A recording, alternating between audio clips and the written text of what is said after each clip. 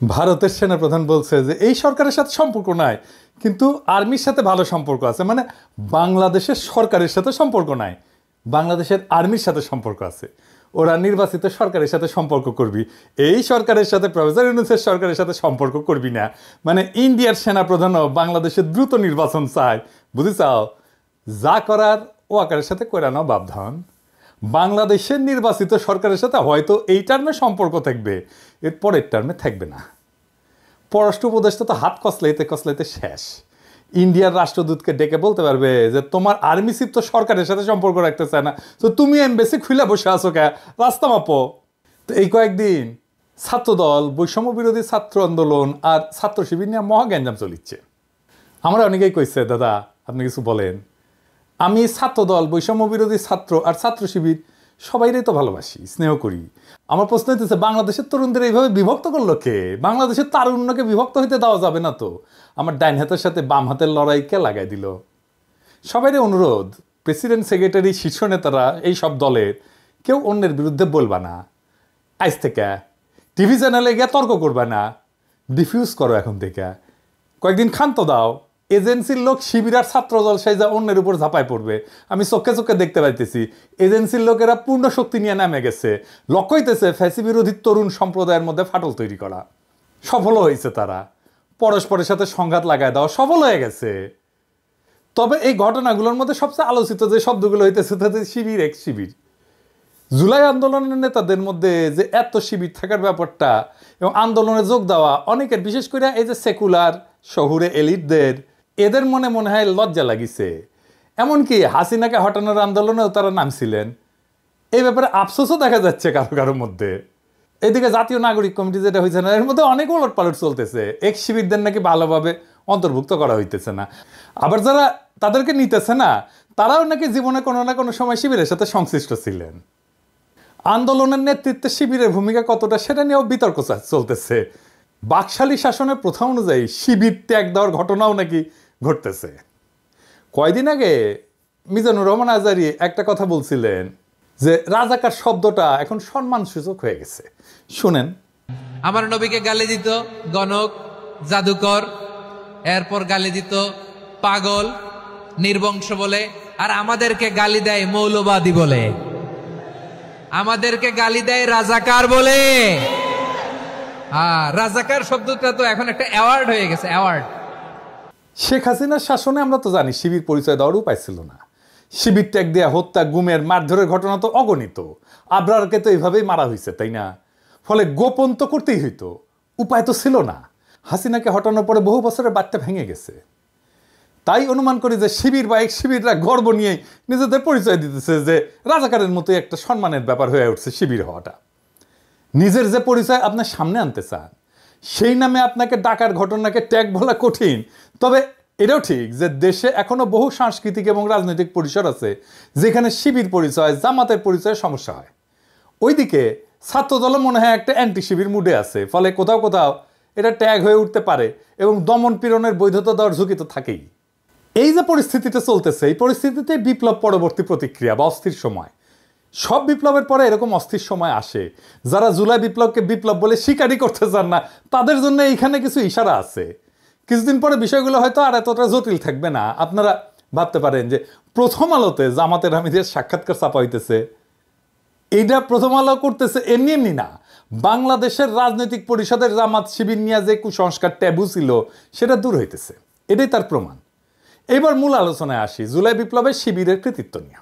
শিবির নিয়ে কিছু কওয়া আমার জন্য মুশকিলই বটে। মানে শিবির নিয়ে কিছু কইলেই, বিশেষ করে বিএনপি এসে কইবে আপনার প্রিয় শিবির, কেউ কেউ গালাগালিও শুরু করবে। কথাটা মিথ্যা না, শিবির প্রসঙ্গে আমার কিঞ্চিত দুর্বলতা আছে, এটা আমি আগেও বলছি। তাও আমি চেষ্টা করব বস্তুনিষ্ঠভাবে আলাপটা করার। আমি যে কথাগুলো বলবো আপনারা কানেক্ট করতে পারবেন ঐতিহাসিক ঘটনার সাথে।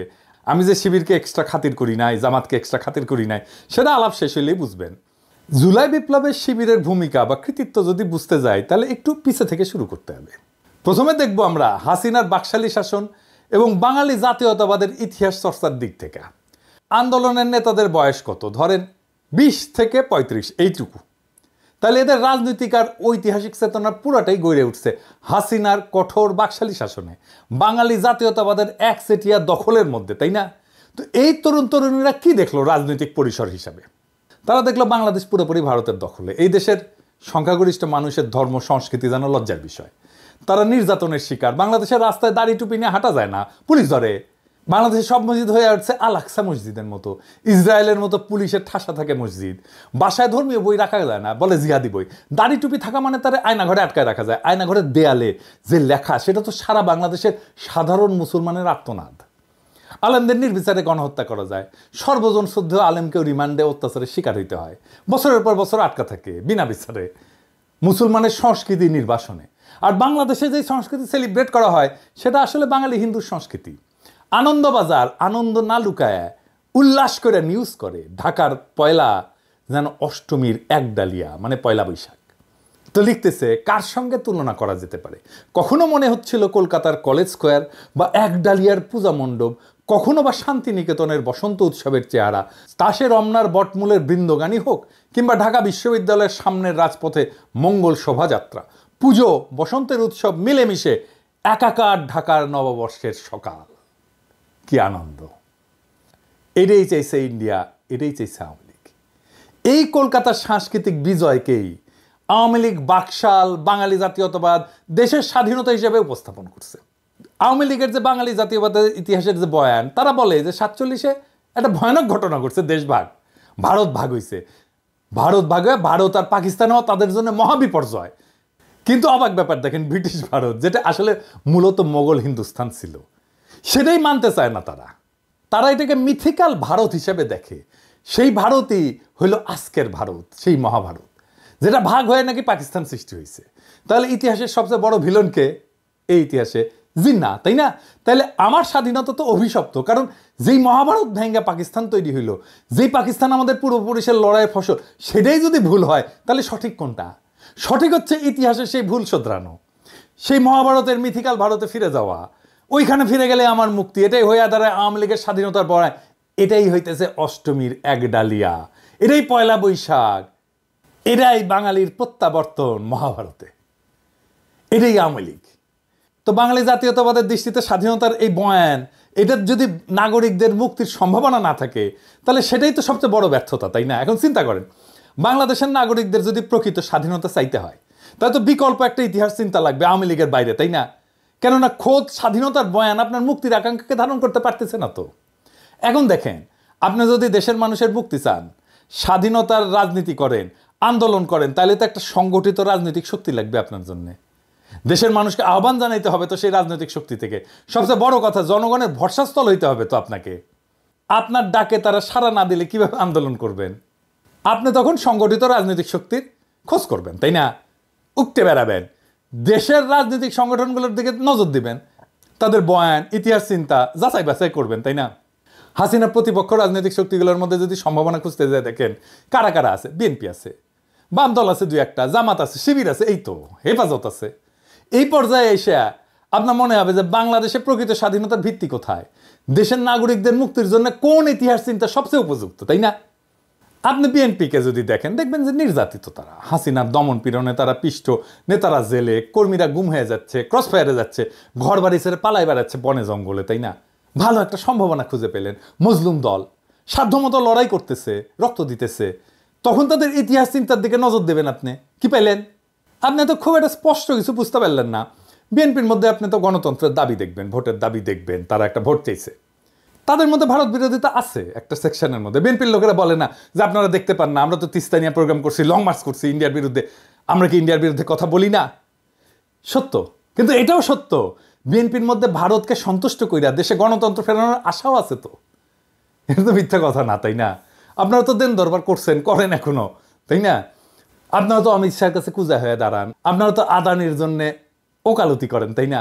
অর্থাৎ খোদ দখলদারের কাছে নিজের মুক্তির জন্য সাহায্য চাইছেন। বড়ই অদ্ভুত ব্যাপার।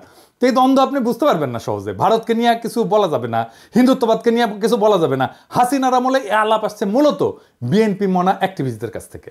এমনকি আপনারা খেয়াল করলে দেখবেন, ভারতীয় পণ্য বয়কট আন্দোলনে যারা আমার সবচেয়ে বেশি বিরোধিতা করছিল, তাদের আপনি বিএনপি পন্থী বলেই চিনতে পারবেন। আমি আর নাম বলি না। আবার এটাও সত্য বিএনপির শীর্ষ নেতৃত্ব এই ভারতীয় পণ্য বয়কট আন্দোলন সর্বাত্মক সাহায্য সমর্থন করছিল। আমি নিজে সাক্ষ্য দিচ্ছি। আমি যখন বলতাম যে ওনাদেরকে, বিএনপি নেতাদেরকে, যে ওরা কেন এমন করে, তখন বলে ও না, ওরা আমাদের লোক না, আমাদের সাপোর্টার। তার মানে বিএনপির মধ্যে একটা ভারত প্রশ্নে সলিড কোনো অবস্থান নাই, নানা অবস্থান আছে, নানা মত আছে, এর মধ্যে চরম ভারতপন্থী অংশ আছে। ওইদিকে তাদের কোনো সুস্পষ্ট ঐতিহাসিক অবস্থান নাই জনতার সামনে, নিজেদের ইতিহাসের বয়ান স্পষ্ট করে উপস্থাপনা করেনি বিএনপি। বিএনপির একটা ইন্টারেস্টিং দাবি ছিল, সেটা কি জানেন? সেটা হচ্ছে আওয়ামী লীগের চেয়ে বিএনপির মধ্যেই নাকি মুক্তিযোদ্ধা বেশি। জিয়াউর রহমান স্বাধীনতার ঘোষক, তাই না? তখন আপনার মনে পড়বে যে স্বাধীনতার বয়ান আপনাকে আওয়ামী লীগ খাওয়াইতেছে, তার আর একটা ভার্সন বিএনপি। হাসিনার সঙ্গে বিএনপির বিরোধ আসলে কি নিয়ে? তাদের পার্থক্য কেবল মুক্তিযুদ্ধের মালিকানা নিয়ে। যে বয়ানে হাসিনা 100% নিয়ন্ত্রণ দাবি করতেছে, বিএনপি সেখানে অংশীদার হইতে চায়। আর কি, সে দেশ শাসন করার অধিকার চায়। এখন এইটা একাই আওয়ামী লীগ করতেছে, তাই না? তো ঘটনা বোঝার জন্য আপনাকে যখন জিন্নার দিকে ফিরতে হবে, তখন দেখবেন বিএনপির কাছে জিন্নাও ভিলেন, অথবা তারা এই বিষয়ে স্পষ্ট কোনো অবস্থান নেয়নি। বাঙালি জাতীয়তাবাদের ইতিহাস চিন্তা থেকে বাড়ায় আসতে না পারার কারণেই বিএনপি বুঝতে পারে না যে পাকিস্তান ইতিহাসের একটা অপরিহার্য ঘটনা। এটা কেবল ব্রিটিশ ভারতের স্বাধীনতা ছিল না, বরং মুসলমানদের জন্য একটা নিরাপদ রাষ্ট্র তৈরির প্রয়োজনীয়তাও ছিল। শুধু মুসলমান না, ভারতের সংখ্যালঘুদের জন্য নিরাপদ রাষ্ট্র তৈরির প্রয়োজনীয়তাও ছিল।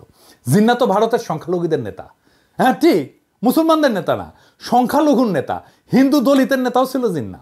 পাকিস্তানে যারা হিন্দু ছিল তারা ছিল দলিত। পশ্চিম পাকিস্তানের দলিত সুজাক তেহরিক দল আছে হিন্দুদের, এরাই কিন্তু পাকিস্তানের সংখ্যাগরিষ্ঠ হিন্দু। পূর্ব পাকিস্তানের যোগেন মণ্ডল জিন্নার সাথে ছিল নমশূদ্রদের নেতা।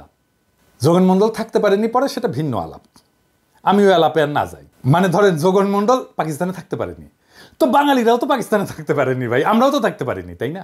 সেই আলাপটা অন্য আলাপ। ব্রিটিশরা চলে যাওয়ার পরে মুসলমানরা হিন্দু সংখ্যাগরিষ্ঠ রাষ্ট্রের সংখ্যালঘু হয়ে পড়ে, যেখানে রাষ্ট্রের ভিত্তি গণতন্ত্র এবং আইনের শাসন না, বরং একটা বিশেষ জাতীয়তাবাদ, নিখিল ভারত ধারণা, যেটা আসলে হিন্দুত্ববাদ। এই সংখ্যালঘুকে বাঁচাইতে জিন্না পাকিস্তানের ধারণা নিয়ে লড়াই করছে।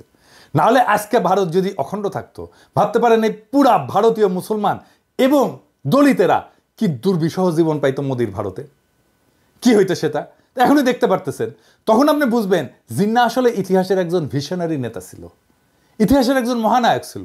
আপনি তখন বুঝবেন যে বিএনপি কেন জনতার মধ্যে গ্রহণযোগ্যতা পাচ্ছে না, বিএনপির আহ্বানে জনগণের সাড়া কম কেন। কারণ তার ভারত প্রশ্নে অস্পষ্ট রাজনীতি। এরপরে তখন আপনি জামাত শিবিরের দিকে নজর দেবেন, তাই না? কি দেখবেন? আপনার তখন মনে হইতে পারে যে এই জামাত শিবিরের মধ্যেই বিকল্প ইতিহাস চিন্তা পাওয়া যেতে পারে, যেটা আপনার আকাঙ্ক্ষার সাথে যুক্ত। আপনারা দেখবেন শিবিরের মধ্যে পাকিস্তান, জিন্না, ভারত বিরোধী অবস্থান একটা সুসংগঠিত বয়ান আছে। তারা বাঙালি জাতীয়তাবাদকে ভারতীয় জাতীয়তাবাদের একটা শাখা হিসেবে চিহ্নিত করতে পারে সক্ষম। তারা বোঝাতে সক্ষম যে হাসিনা মুক্তিযুদ্ধের নামে ভারতীয় দখলদারিত্ব কায়েম করছে। আওয়ামী লীগ আসলে ভারতীয় আধিপত্যবাদী শক্তির হাতের পুতুল। এমনকি মওদুদি এবং জামাত পাকিস্তানের যে বিরোধিতা করছিল, তারাও এখন জিন্নাকে তাদের বয়ানে গ্রহণ করছে। তখন শিবির জামাত দেখলে আপনার মনে হতে পারে যে এইটা বাংলাদেশের মানুষের মুক্তির একটা পূর্ণাঙ্গ প্যাকেজ। ইতিহাস বোধ আছে, ধর্ম আছে, ইতিহাস চিন্তা ঠিকঠাক আছে, ভারতকে সঠিকভাবে চিহ্নিত করা হয়েছে, বাঙালি জাতীয়তাবাদকে ভারতীয় জাতীয়তাবাদের শাখা হিসেবে চেনানো হয়েছে। আপনি যখন এই বিকল্প ইতিহাস চিন্তার সামনে এসে দাঁড়াবেন জামাত শিবিরের, তখন দেখবেন যে বিএনপি কেন জনগণের আস্থা পাচ্ছে না। কিন্তু আপনি যদি আরো গভীরে যান তাহলে দেখবেন যে জামাত শিবিরের ডাকেও জনগণ সাড়া দিচ্ছে না। কেন? এটা কি কেবল হাসিনার দমন পীড়নের কারণে, নাকি আরো কোনো কারণ আছে? আসেন সেটা একটু বুঝে দেখি। জামাত শিবির প্রসঙ্গে একটাই অস্বস্তি বাংলাদেশের মানুষের মনে, সেটা হইতেছে জামাত শিবির কেন 1971 নিয়ে স্পষ্ট কোনো আলাপ করে না। তাদের বক্তব্য 1971 পুরাপুরি ভারতীয় ষড়যন্ত্র, কিছু গাদ্দার বাঙালির সহযোগিতায় ভারত দেশটাকে ছিনাই নিছে। আপনার মধ্যে অস্বস্তি তৈরি হবে, কারণ আপনি তো মানুষের বেদনা, চোখের পানি, রক্ত চেনেন, আপনি তো ইতিহাস দেখছেন। মুক্তিযুদ্ধ তো খুব দূরের ঘটনা না, এগুলো তো অস্বীকার করতে পারবেন না। আপনার তখন মনে হবে একদম নিরপেক্ষভাবে দেখলে 1971-এর ঘটনা কেবল ষড়যন্ত্র, দুর্ঘটনা না, এটি ইতিহাসের একটা গভীর বাস্তবতা, যেখানে লাখো মানুষের রক্ত ঝরছে। মুক্তিযুদ্ধের বয়ানে যতই দুর্বলতা থাকুক, ভারতের যতই উস্কানি থাকুক, যতই ষড়যন্ত্র থাকুক, স্বাধীন বাংলাদেশ তো আমরা চাইছিলাম। লড়াই করছে আমাদের মানুষ, রক্ত দিচ্ছে। জামাত আর শিবির যেই বয়ানি আনুক না কেন, তারা যেই প্রশ্নের উত্তর দিতে পারবে না, এখনো পারেনি, সেটা হচ্ছে 25শে মার্চ তো একটা জেনোসাইড হয়েছিল, গণহত্যা হয়েছিল, তাই না? আপনারা তার প্রতিবাদ তো করেন নাই। রাজনীতিতে জেনোসাইড একটা decisive moment, very decisive moment. আপনাকে এই সময় ভিকটিমের পক্ষ নিতে হবে। ওই মোমেন্টে পক্ষ নিতে না পারাটা রাজনৈতিক ব্যর্থতা। এই যে এক্স শিবির ধারণা, এইটা হইতেছে শিবিরের সেই অংশ যারা শিবিরের হিস্ট্রিগ্রাফি, ইতিহাসবোধ, হিস্ট্রিসিজমকে ওন করে, আবার 1971 25 মার্চের রাইট ডিসিশন নিতে না পারাটাকেও ডিজওন করে। আপনি তখন এমন একটা নতুন ইতিহাস চিন্তায়, নতুন হিস্ট্রিগ্রাফিতে পদার্পণ করেন যা একদিকে ভারতীয় আধিপত্যবাদকে প্রত্যাখ্যান করবে, অন্যদিকে 1971 বাস্তবতাকেও অস্বীকার করবে না। তাইলে আগামীর বাংলাদেশে সেই রাজনীতি কিভাবে তৈরি হবে? বাংলাদেশের স্বাধীনতাকে পোস্ট কলোনিয়াল রাষ্ট্র হিসেবে দেখতে হবে, যেখানে ভারত বা পাকিস্তানের কোনো প্রভাব নাই, বরং এটা একটা স্বতন্ত্র জাতি রাষ্ট্র যেখানে জনগণের স্বার্থই মুখ্য, জনগণই এই রিপাবলিকের মালিক, তারাই তার ইতিহাসবোধের কর্তা। আপনি তখন দেখবেন বাংলাদেশ ভারতের মতো একটা আগ্রাসনবাদী, সাম্রাজ্যবাদী, আধিপত্যবাদী রাষ্ট্র না, আবার পাকিস্তানের মতো একটা ধর্মভিত্তিক রাষ্ট্রও না। এটা সত্যিকার অর্থে একটা আধুনিক পোস্ট কলোনিয়াল রাষ্ট্র যেখানে নাগরিকদের সমান অধিকার নিশ্চিত করা দরকার। আপনার এই নতুন ইতিহাস ভাবনা আপনাকে ওই সাবেক এক্সিবিট বানায় দেবে। আর এইখান থেকেই শুরু হবে নতুন রাজনৈতিক আন্দোলন, যা ভারত বা পাকিস্তানের ছায়ারায় বাংলাদেশের জনগণের প্রকৃত মুক্তি নিশ্চিত করবে। আমরা সেই রাস্তায় হাঁটতে শুরু করছি। বাংলাদেশের আগামীর রাজনীতির দিশাও আসবে ওইখান থেকে। আর আমি মনে করি যে এই সাবেক শিবির যারা জামাতের রাজনীতিতে যায় নাই, আবার শিবিরের ইতিহাসবোধ পাইছে, তারাই আগামী বাংলাদেশের ইন্টেলিজেন্সিয়া। বাংলাদেশের রাজনীতি এখন এক সন্ধিক্ষণে দাঁড়ায়। নতুন রাজনীতির জন্ম নিচ্ছে। আমরা যা যা দেখছি তা নতুন রাজনীতির প্রসব বেদনা। পুরনো বয়ানের আবর্ত থেকে বেড়ায় নতুন দৃষ্টিভঙ্গি গড়ে তোলার সময় আসছে। আমরা যদি সত্যি একটা স্বাধীন, সার্বভৌম এবং জনগণের কল্যাণে নিবেদিত রাষ্ট্র করতে চাই, তাহলে অতীতের ভুলগুলো থেকে শিক্ষা নিতে হবে এবং ভবিষ্যতের জন্য একটা সুসংহত দৃষ্টিভঙ্গি গড়ে তুলতে হবে। এটাই বাংলাদেশের আগামীর ইতিহাস চেতনা। এখন সময় বাংলাদেশের তরুণ সমাজকে ঐক্যবদ্ধ করার, বিভক্তির রাজনীতি থেকে বেড়ায় এসে একটা নতুন জাতীয় চেতনার ভিত্তি গড়ে তোলা। আমাদের লক্ষ্য হওয়া উচিত একটা এমন বাংলাদেশ যেখানে ব্যক্তি স্বাধীনতা, গণতন্ত্র, ন্যায় বিচার, সার্বভৌমত্ব এবং মানব সত্তার মর্যাদা অক্ষুণ্ণ থাকবে। যে তরুণেরা অতীতে ভিন্ন মতাদর্শের কারণে বিভক্ত ছিল, তাদের সামনে এখন ঐক্যবদ্ধ হয়ে দেশের জন্য কাজ করার সুযোগ আসছে। আমাদের ভুলে গেলে চলবে না। একটা জাতি তখনই উন্নতি করে যখন সে নিজের ইতিহাসকে গ্রহণ করে, তার থেকে শিক্ষা নেয় এবং ভবিষ্যতের জন্য নতুন দিগন্ত উন্মোচন করে। বাংলাদেশের ভবিষ্যৎ আজ আমাদের হাতে। ইতিহাসের জটিলতাগুলোকে বুঝে, ভুল শুধরে এবং বিভক্তির রাজনীতি পরিহার করে আমরা কি পারবো একটা সত্যিকারের স্বাধীন, আধুনিক, আত্মনির্ভরশীল রাষ্ট্র গড়ে তুলতে? উত্তরটা আমাদের সকলের হাতে। এখন সময় সামনে আগায় যাওয়ার, নতুন বাংলাদেশ গড়ার, নতুন সম্ভাবনার দুয়ার উন্মুক্ত করার। আসেন সেই কাজে আমরা হাত লাগাই। বিপ্লবের প্রেরণা থেকে শক্তি নিয়ে সামনে আগায় যায়। ইনকিলাব জিন্দাবাদ।